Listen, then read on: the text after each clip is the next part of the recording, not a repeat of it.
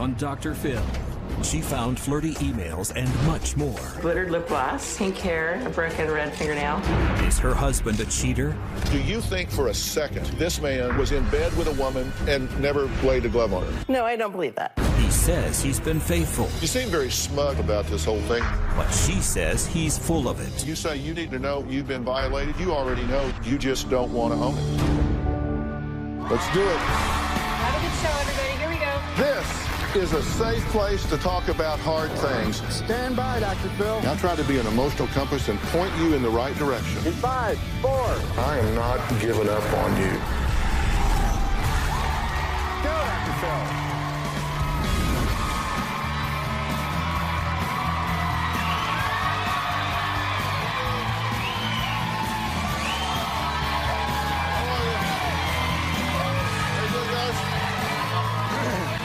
Thank you very much. Well, my guest today calls herself a detective. She spends a lot of time gathering evidence against her husband by looking for clues and taking photos of anything out of the ordinary. Here's a photo she took in her husband's car of a suspicious broken red fingernail. Here's another mysterious pink hair she claims she also found in his car. In this photo, she suspects it's a footprint on the back of the driver's seat, possibly from another woman. In fact, she's taken 72 photos of things that she finds questionable. She says her husband is a liar, and she's desperate to prove it. Ed and I have been married now for 20 years. Ed's told me he's thought about other women, sexted, chatted with different women throughout our marriage. I've never had sex with any of the women that I've communicated with or touched their bodies. Even though Ed's given me a list of women that he's cheated with, I've never been able to prove that Ed has physically cheated on me. I've taken pictures of his clothes, looked in his phone at messages, his work emails, and I have looked in his car. Sarah spends a lot of time looking for evidence of affairs. This is a photo of Ed's car with smeared glittered lip gloss, pink hair. I don't have pink hair. A broken red fingernail. I don't have fingernails. A footprint on the back of his seat, a footprint on headrest, and if I had to guess, he was having sex in his car. I took 2 of Ed's laptop computers into a forensics computer store. I found out that Ed would send meeting invites to fellow coworkers and put secret messages within the invite. It was white text, and so you had to highlight the text and put a color to it so you could see it. These are pictures of Ed's shirts, and that is the back of the upper neck where it looks like more footprints in here. I've given her every ounce of truth that I can many times over. She's still very much unsatisfied. I've tried as hard as possible to find evidence against Ed, and it doesn't matter. He always denies it. It just makes me feel like I'm going crazy. Well, Sarah says Ed's given her plenty of reasons to feel crazy. Ed's been lying to me the entire time I've known him, but I didn't find out that he was lying to me until 2003. I found an email that Ed had sent to another woman that said, if we're going to do this, we need to be careful. When I questioned Ed about the email, he said it was just a joke. Shortly after the email, Sarah had gone through my phone bill. She recognized that there was a phone number on there that was on there at all hours of the day and repeatedly. When I called the number, out of curiosity, a woman answered. He said it was a woman at work that he'd been talking to, and he knew it was inappropriate, and he'd stop. We did stop communicating, but I had a work relationship that required us to still have emails, and that conversation, unfortunately, became more and more friendly again, and within a few weeks, we were communicating inappropriately. This woman that Ed cheated with is a disgusting pig. She crashed our vacation in Disneyland. He stayed in a hotel room with her overnight, had phone sex with her, and swears he never touched her body parts anywhere or ever kissed her. We lied in bed together, talked intimately to one another. They just laid there looking into each other's eyes and talking. It's insane. It's not possible. The emotional affair lasted 2.5 years. 12 years later, I believe Ed's still in a relationship with this woman. Okay, let me start this out by asking you what you want the focus to be while you're here. He and I, what do we do? Is it savable? Is it not savable? Do I know everything? I don't feel like I do. And I don't know what to do with that. I don't know how to Okay, well, I'll let you ask that. a million questions. Ed, what do you want to focus on while you're here? General interest is how to rebuild trust and communicate. I think that's really what we've lost all capability how to do. Or do you think you're trustworthy? I believe so. So you don't think that she has any reason at this point, maybe in the past, because you said in the past you hadn't always been forthcoming with her, but you think now that she has no reason to not trust you at all? That's correct. Is this what y'all want to talk about? Whether or not you can trust him or whether you can't? Because I know one of the things you've said to my team, who has worked really hard to try and get this prepared for me to focus on what you guys want to, is that you didn't like the focus. You didn't like what we were asking questions about. So just hit the erase button on all that. You're totally in control. We'll talk about whatever you want to talk about. You just tell me, ask me questions, and I'll answer them. We'll do whatever you want to talk about. No, it's not that I didn't like the focus. Oh, actually, that is what you said, because I have it right here written down.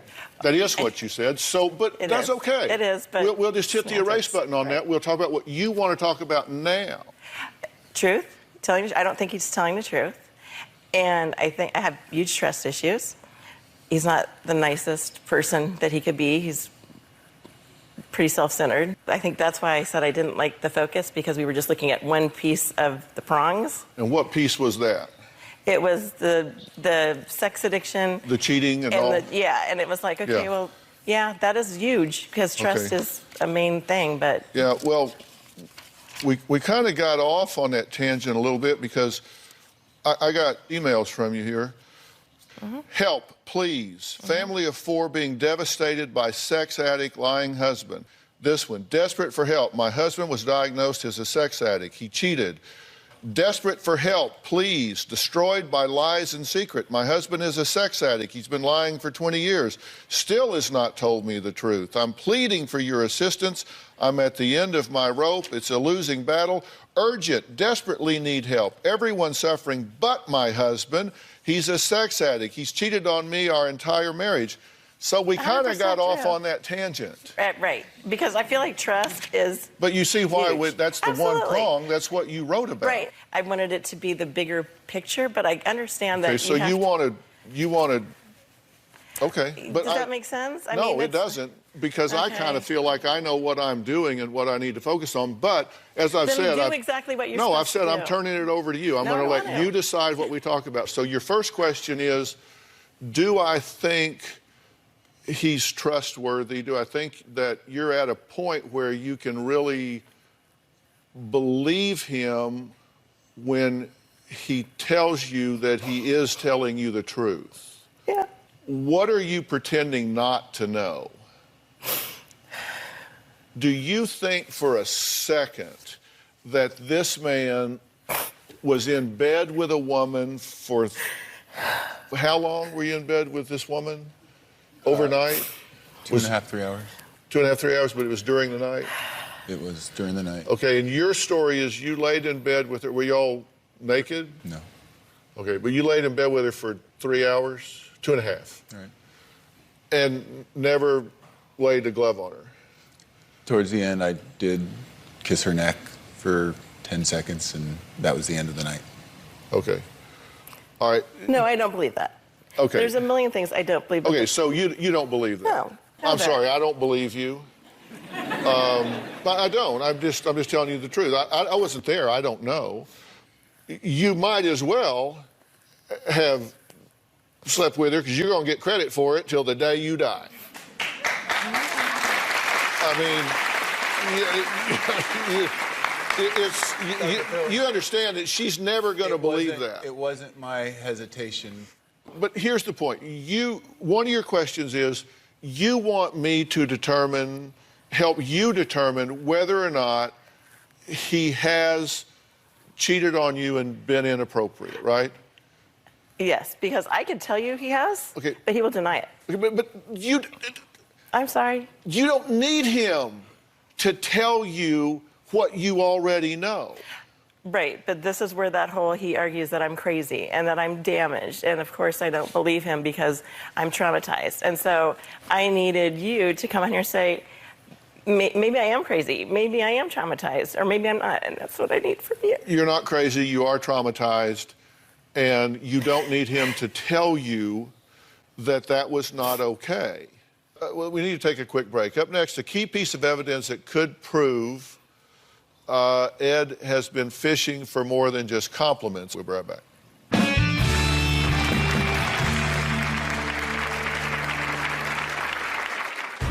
This is an ad I came across in 2012 that I can identify the body almost exactly as Ed.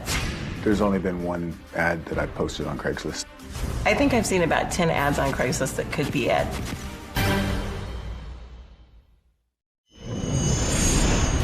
Recently, I had a big client say that they didn't want to rehire me because I was still married to Ed. They felt like the drama distracted me from my work. My client didn't think I could work for her again until I divorced Ed. I'm extremely embarrassed that my marriage is such a disaster that I can't even keep a job. Sarah believes her husband of 20 years lies to her about a lot of things, but she's recently had trouble proving it. Has Ed stopped lying, or has he just learned how to be a better liar? That's one of her questions, which is a really good question. In 2012, Sarah says a family member brought something to her attention that, well, she just said she couldn't ignore it. I've never taken any pictures of myself and sent them to anybody or posted them on any websites. Ed has sent me pictures of himself naked, so when I do see ads that look like him, that are naked pictures, I can look at the ones I already have and identify them. There's only been one ad that I posted on Craigslist, and that was in 2008 or 2009. This is an ad I came across in 2012 that I can identify the body almost exactly as Ed's. Typically when Ed sends me a naked photo of himself, we'll put his hand on his stomach to hide moles. He will stand with his legs apart because he does have thicker upper thighs. And in this photo, that's exactly how this person is standing. I've certainly read, observed, seen it all, but that was the only ad that I've ever posted or replied to. I think I've seen about 10 ads on Craigslist that could be Ed. When I see ads like this that I think are Ed, it just makes me think that he'll never change. Okay, was that you in the picture? In the video? Oh, no, absolutely not. You didn't take a picture and put it on Craigslist? Have you ever done that? Never. Do you believe that? It's been, no. I've been going through this for so long, and I've been told I'm crazy or traumatized or whatever, that I don't almost know what I believe myself. You're using this term, crazy, and I've not performed diagnostics on you. I've not gone through careful psychometric workup on you, but I'm a pretty good judge of horseflesh, and I can tell you that, to use your term, you're not even almost crazy. Okay. Not even almost. You are obsessed with this. Mm-hmm. You are experiencing a lot of anxiety. You're experiencing depression.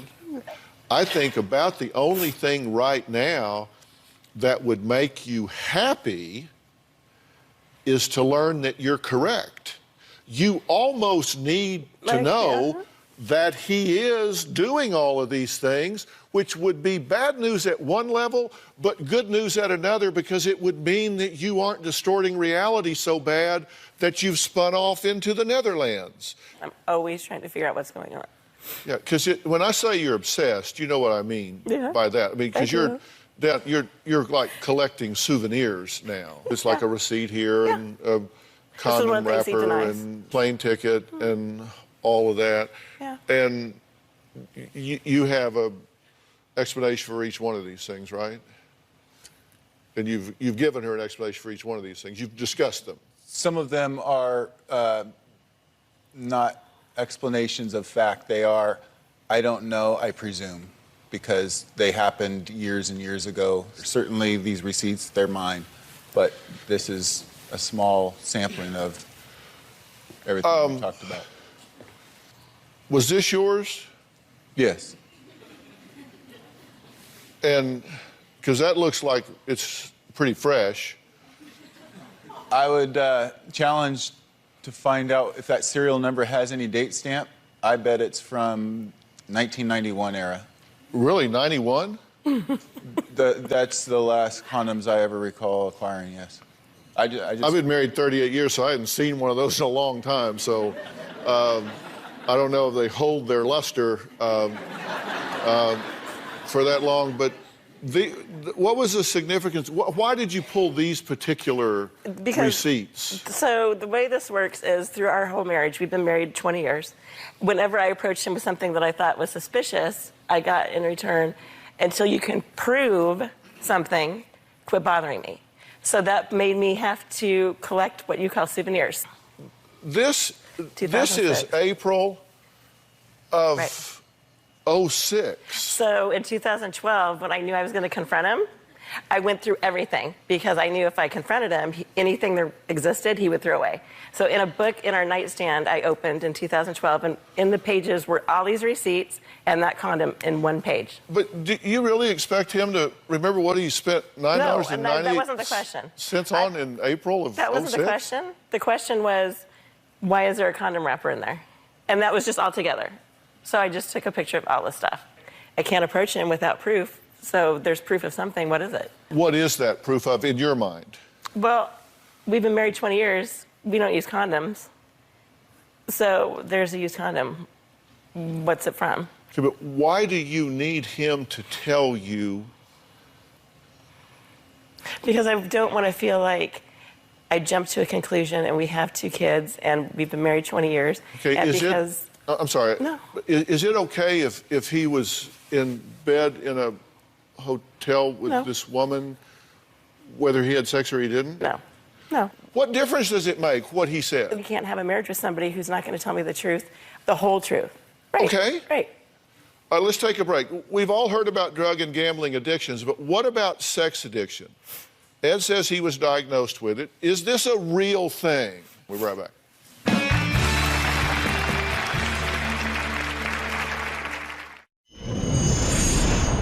In 2012, my wife, Sarah, had done some discovery about sex addiction. She showed that to me, and I absolutely identified with it. What I think makes Ed a sex addict is his excessive viewing of porn, his inability to not flirt with other women or to seek out other women. Our marriage counselor concluded that Ed was a sex addict, and surprisingly, I was happy. I felt like it was our opportunity to explain why our marriage sucked so bad. Well, is Ed a sex addict? Is that possible since he says he hasn't had sex with any woman besides his wife? Do you think he's a sex addict? By definition, no, because he doesn't fit the definition. And what do you think? Do you think you have a sex addiction? I think absolutely, yes, that I have a preoccupation, and I have said to myself on many occasions that I want to stop with whatever that preoccupation is, and it's continued to my detriment. And you've been to treatment for this? Quite extensively. Yeah. You did inpatient and outpatient treatment for it? I thought you had, because one of the things you said is, I struggle with interrelation dynamics and being vulnerable and not isolating if I feel emotionally charged. Certainly. And that bugs you. It just makes me laugh. That bugs you when he talks like that and uses words like no boundaries and self-gratifying, and because you think it's rehab speak. I think it's, yeah, if I can talk the talk, I can do whatever I want. It's my excuse. It's like, oh, well, there's a reason I do it.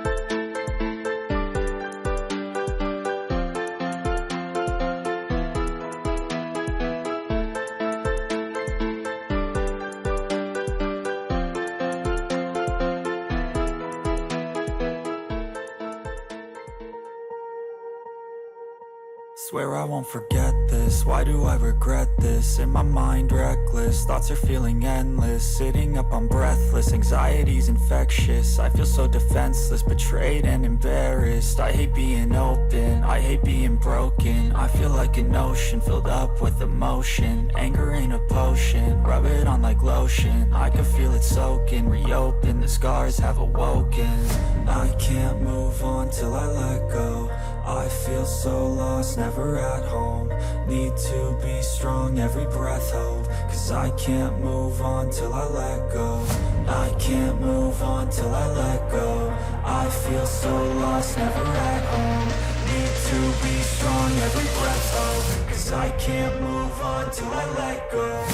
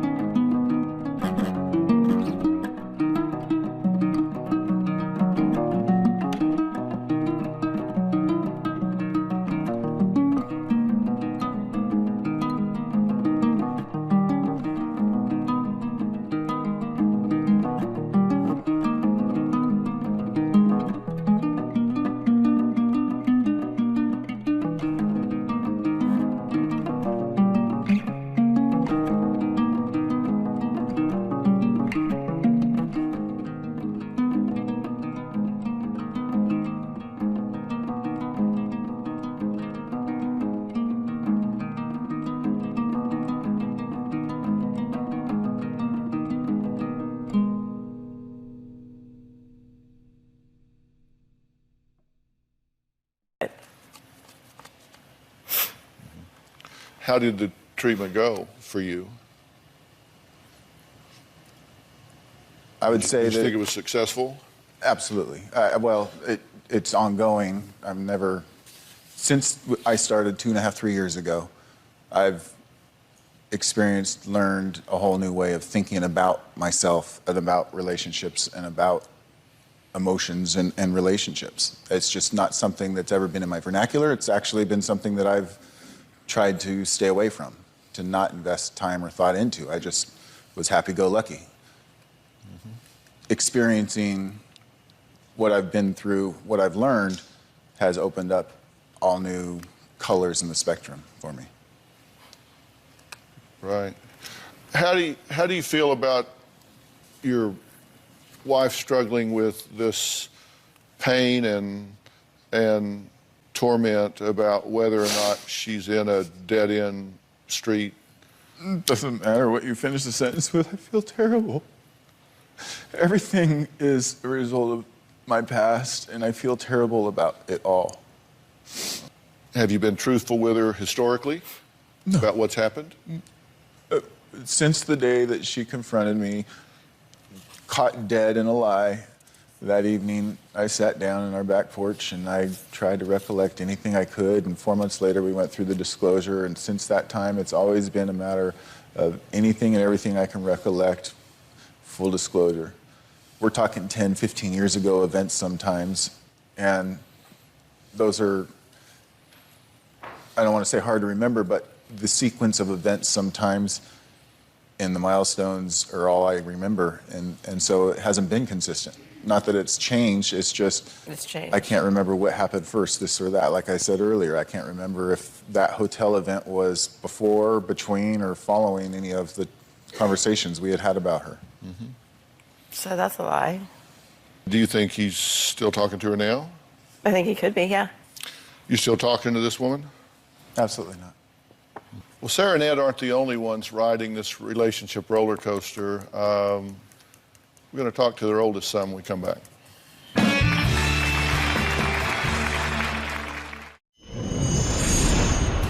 I filed for divorce from Ed in May of last year. I haven't gone through with the divorce because of our children, but both of my boys have been affected by my marriage to Ed. He's not a very good dad. When he is around, he ignores our children. I want Dr. Phil to get to the bottom of what is wrong at the core of our marriage, so my kids have a better future.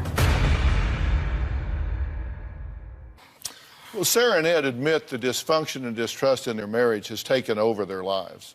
I mean, it's really taken over their lives, personally, professionally. But they say they're most concerned, of course, about the effect on their children. Here's what their 18-year-old son, Randy, has to say. I was about 15 when I first started seeing my parents fighting. I don't accept that you leave the house and don't tell anybody. I don't accept that you don't think you need to call. It's not considerate. I can remember one specific instance where I left to go get food and came back and my dad was gone and his wedding ring was flushed down the toilet and his phone was thrown in the pool. I was frustrated because there would be times where I'd be like upset, oh, my parents are getting a divorce, and then shortly after happy, saying, oh, they're gonna work it out, and then a couple months later, we're gonna get a divorce, and then being upset. And it was just a big emotional roller coaster. What hurts me the most is that my parents are still together, and neither of them are happy. I wish my father had never cheated at all. Okay, Randy, I just wanted to give you an opportunity to say what you wanted to say here briefly, and then I'm going to excuse you and speak to your parents. But and I don't involve children, but you're now of age and a young man, and I wanted to hear from you and see what you had to say about this. This has affected the family, right? Yeah, this has affected home relations for a while. I've seen it for a while, the time that I've been home, when I am home, and if it could get resolved, that would be like what we would want to do. And you say you wish that your dad had never cheated. What makes you think he has? Just from what I've been told, like in the past. By my mom when she talks to me about it and stuff like that. Mm-hmm. How does it come up where you talk to your son about that sort of thing? When we started doing the whole sex addiction, recovery type thing, I didn't, because he is older, and if you are a sex addict, supposedly it's I don't know if it's genetic or odds are your children will be. And so I wanted to talk to him about kind of what was going on, because he's going to have relationships in his life and he's going to have to, I want him to get married and have a happy life and be faithful and be happy and don't feel like he missed out on stuff. So I kind of told him a little bit about, why you see me sad or crying. It's because, this happened. He doesn't know 1/10 of any of this. That's why I was a little concerned about that. But he does know about her because it went on for such a long period of time and is such a big issue and all of this that he knows about her. And you get that this is between them. Mm-hmm. I mean, it does affect you. You're collateral to it, but you get this is between the two of them. Yeah. This is way above your pay grade. Yeah, if I'm getting paid. It doesn't have anything to do. These two can get along or not get along. It won't change how much your dad loves you, how much your mother loves you. It doesn't have anything to do with their relationships with you. It just has to do with how they negotiate and put together their definition of relationship between each other. Yeah. So what will it take for Sarah to believe Ed? Should she believe him? Should she trust him? I'm going to tell these guys what I think's going on, what I think needs to happen, and how I think they got in the situation they're in right after the break.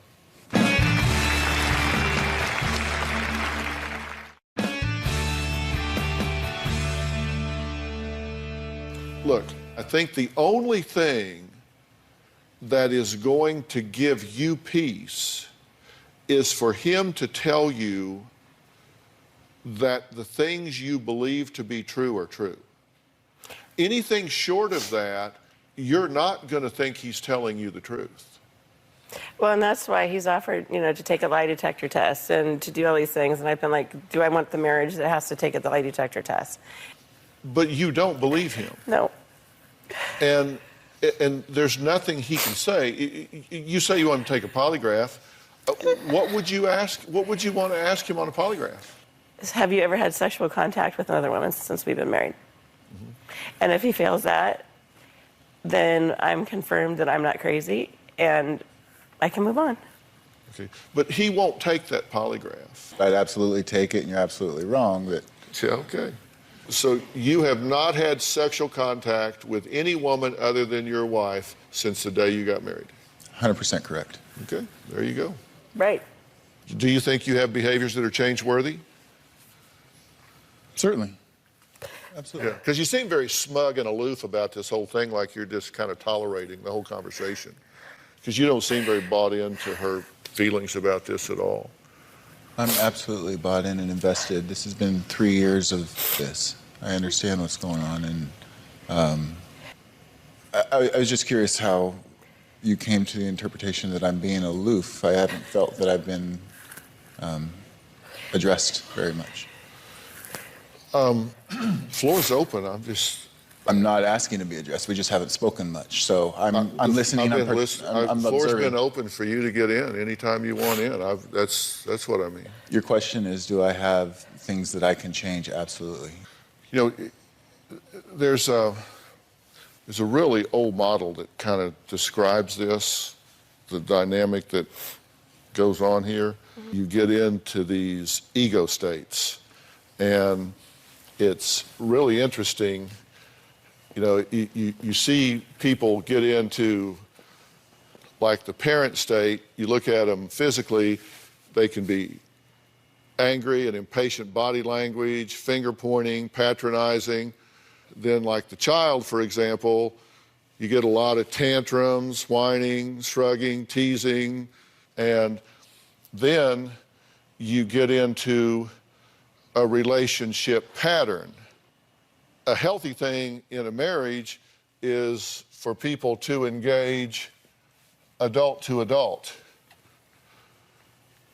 And that's where everybody's on the same level and they're talking. And that's not what's happening here, because you're in a parent role here.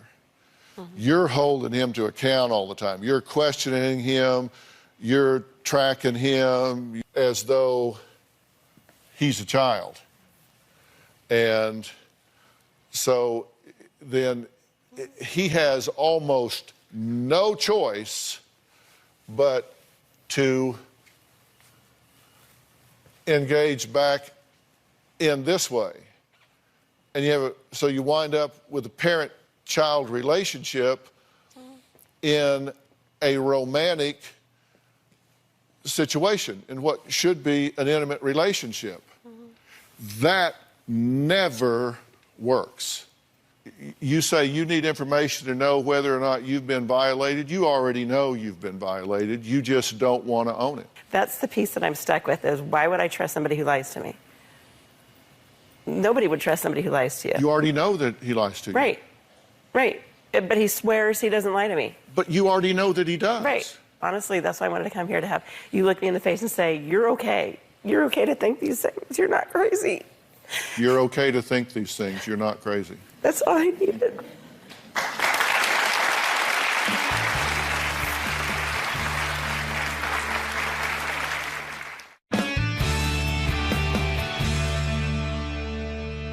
Listen, I'm all about reunification of family, but I can tell you, if she is going to forever not trust you, and you know in your heart that, look, I've screwed up in the past, but I'm not now. Right.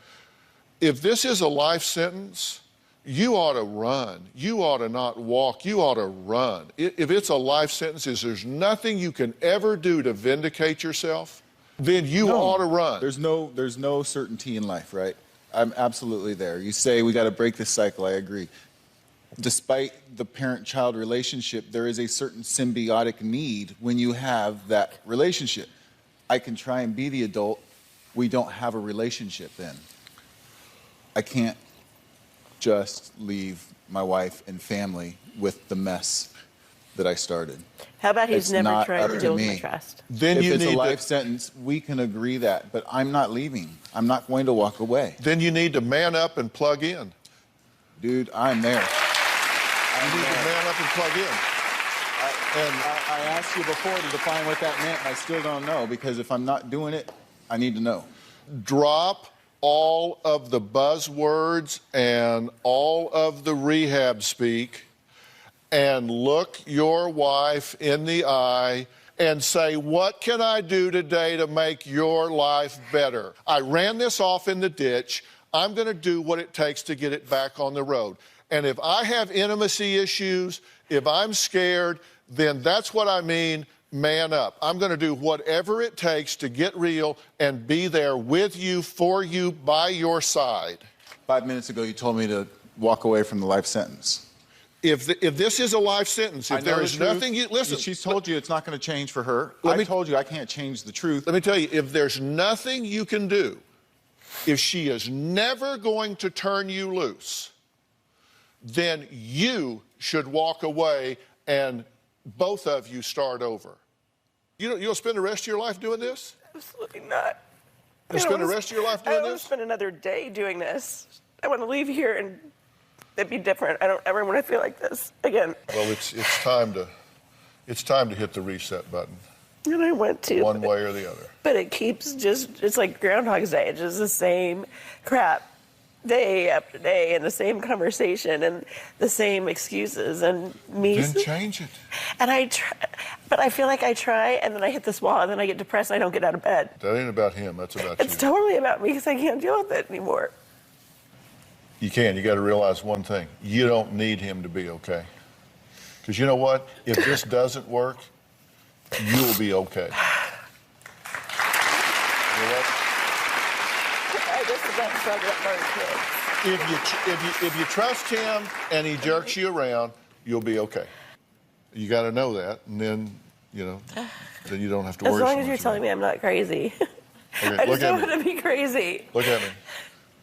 Look at me. You're not crazy. Okay. You're annoying. You're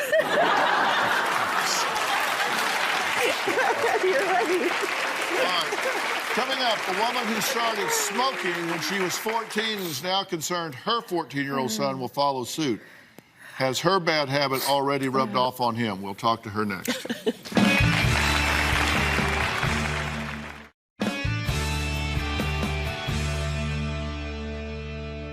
My next guest, Tracy, started smoking when she was just 14 years old.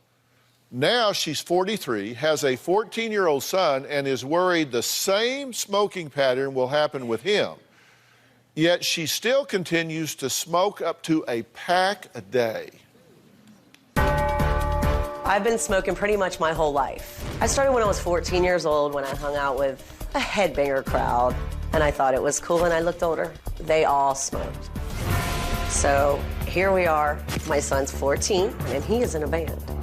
I see myself in him, and it scares me. I do worry about him picking up a cigarette and smoking it one day. I have felt peer pressure to smoke. Smoking is a huge deal in the band scene, whether to just look cool or that your friends in the band are doing it too. If I wanted a cigarette, I could get it. After almost 30 years of smoking, now I'm desperately trying to quit. I do worry about heart disease and lung cancer. My biggest fear is not being around to watch Austin grow up, to not be a grandmother one day. I feel like I'm a good mother. I think the only major bad example that I do set is smoking. My mom is very, very afraid that I might start smoking at my age because that's the age that she started through peer pressure. I want my son to live a healthy life, and I do not want smoking to be a part of his future. I don't want to see him go through what I'm going through now.